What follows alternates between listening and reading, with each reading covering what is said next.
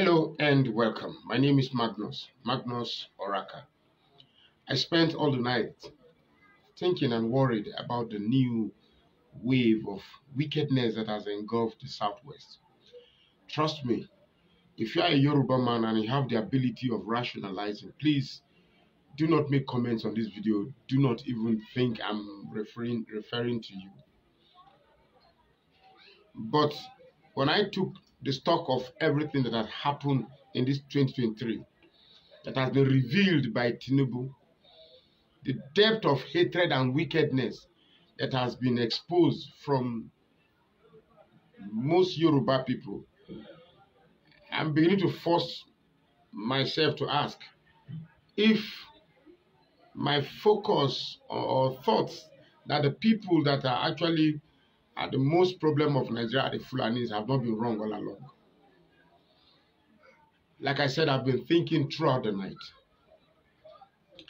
How come some Yorubas, perhaps I would want to say most Yorubas, have developed this so much deep-rooted hatred for the Igbos? I am not saying the Igbos are perfect. I'm not saying I have not had my own fair encounters with some maybe annoying Igbos or Yorubas or Hausa, but such encounters have been on a personal basis and has not grown enough to make a generalization about the attitude of people. Now, get it one straight. I had actually thought that Yorubas are the most intelligent, the most educated, the most schooled, the most traveled, the most exposed. When it came to these 2023 elections, particularly as it relates to the presidential election, the ugly revelations that reared its head begs one to wonder if the Yorubas even deserve to be qualified as even the least of all literates. I mean, you actually come out telling people to go back to their lands, maim people, slicing off people's backs, deep wounds, wrought threats.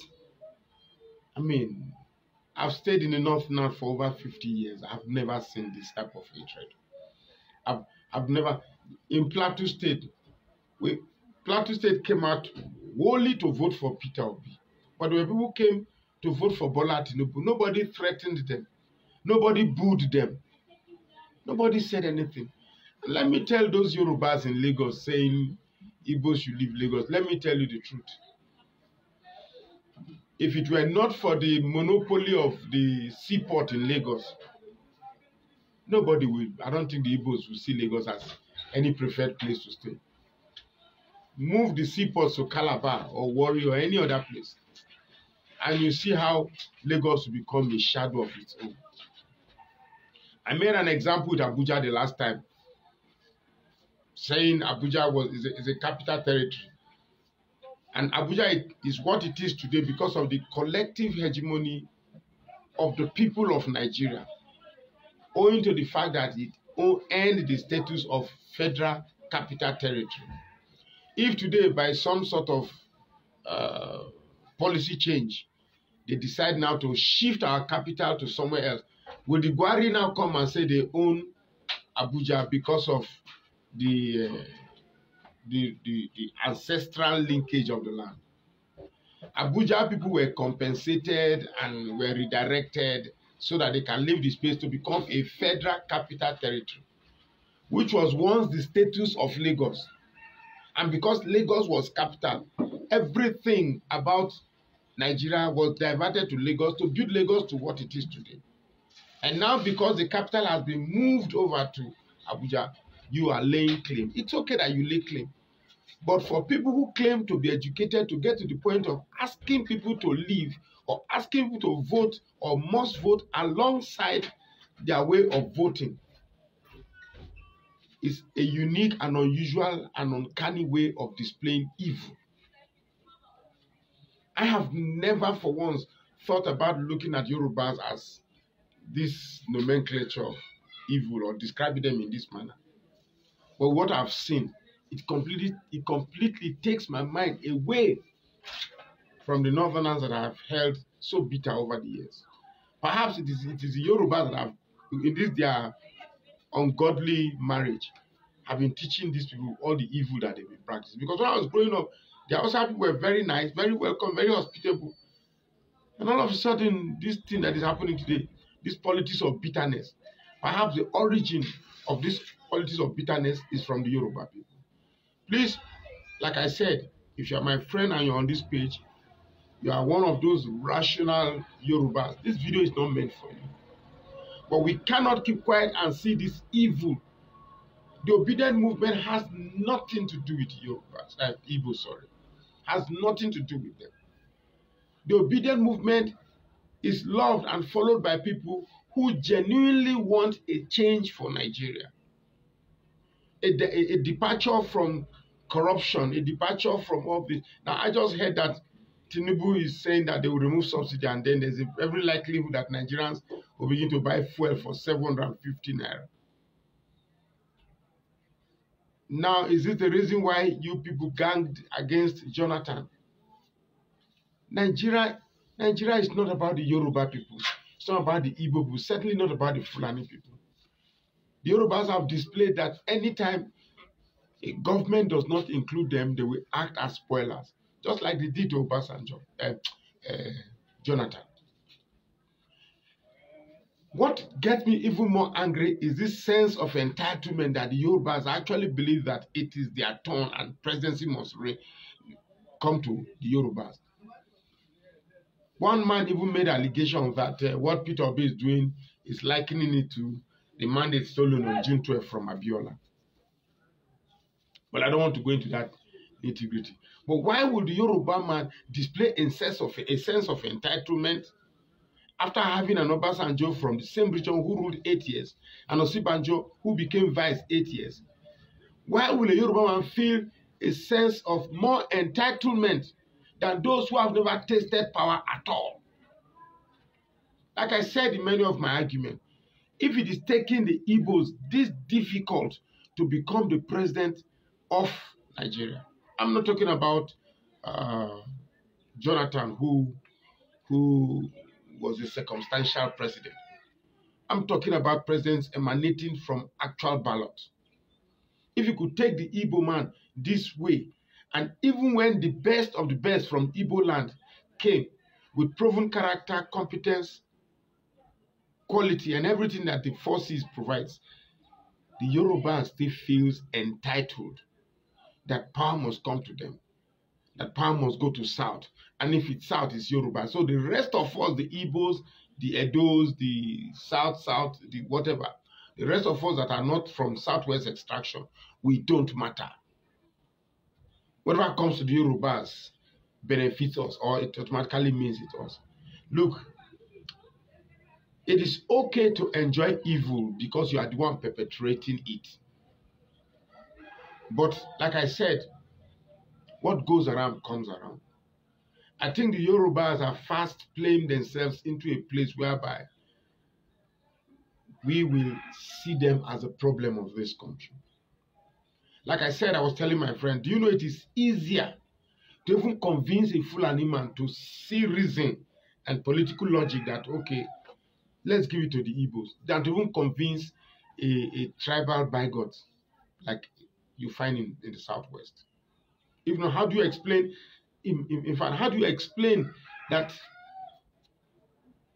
a man that has been proven to be a drug lord, that is a criminal, that has held Lagos spellbound, that has stolen Lagos blind? Don't forget that Lagos was former capital of Nigeria. So whatever economic status that it had as capital, even though it's no longer capital, it's still there. This man has diverted the whole Lagos to himself, and yet people are clapping for him.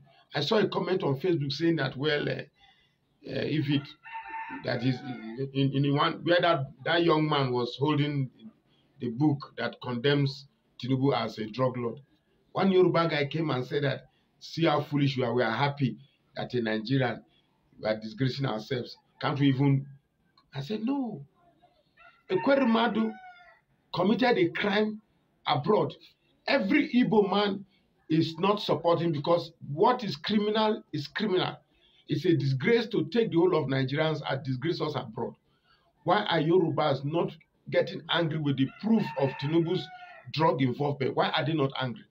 I knew tribalism is bad, but I've never gotten proof of its evil the way Yorubas have proven it to me this 2023. And I must say shame to a lot of you. Like I said again, I'm not making this video to help any rational Yorubas. But with recent times, when you see people with suits, people who you ordinarily should think they are epitome of intellectual emulation, coming to say that, no, Tinubu is this, Tinubu is that. Look at Femi Fani-Kayode, sound intellectual. Look at the other one I heard. So many of them. All because of this Yoruba affiliation. Is it a cult? Is it not an ethnic division, just like Igbo, just like Bachama? Is it a cult that because one of your own does bad, oh, it's our tribesman, let's leave it, let's leave it. It appears most of the things that I've seen with the Northerners do, that I think I should hold them accountable for. I think now that they're actually learning it from the Yorubas. Because when I grew up, the house I grew up from, Hausa, the neighborhood Hausa, even the Fulanis, they are not as bad as it. Fulani, we used to call them Buzu. They were everywhere. There was nothing. It was like this Yoruba. Thank God I've seen this in my lifetime. Otherwise, my mind would not be drawn to this. Quite frankly, if you have the few Yorubas that are still rational, you have to talk to your brothers that what they are doing, if anything falls apart with them and this ungodly alliance they have with the Northwest, we will not cry for them. They will be alone. They will be alone. They will be alone. Peter Obi duly won the presidential election of 25th of February 2023. He won it squarely. A criminal, a known criminal who has perfected the art of evil, who has perfected the art of corruption, who has perfected the art of stealing, who prides himself as Jagaban, the kingpin, the Lord of the ring, and the Lord of thieves, has come to think that because he has manipulated Lagos, he can also manipulate Nigeria.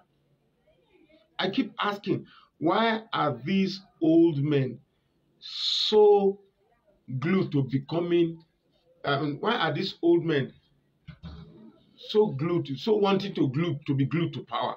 Yeah, that's what I want to say. Why? It's simple. Because at that age, sex is no longer a thing of, happiness. Money is no longer a thing of happiness. Because what is it that makes one happy? Wealth, sex, maybe popularity. But power is the only thing that summarizes all these things. You don't know what, if you have power, you don't know what it is. So maybe at old age, they see power as something to masturbate upon. And that is very bad. This is Nigeria, for crying out loud. This is Nigeria with estimated population of over 200 million people, with ethnic nationalities that amount up to 375. Nigeria cannot be a political button that can be joyously interchanged by two tribes. Nigeria is too big for that. And let me tell you, for those that are saying that the obedient movement wave, maybe the momentum is dying down, like I saw on Arise TV from Charles. No. The obedient movement is just, first of all, obedient movement, we are educated, we are civil, and we are exposed. And then let me just add, we are patient. We are just waiting for the declaration of the tribunal. For me, I don't have the patience to even wait for Supreme. A lot of people are thinking that you go to tribunal, then jump. No. From this tribunal, if they mention anything different, whatever happens to Nigeria, the judiciary should be blamed. Thank you very much.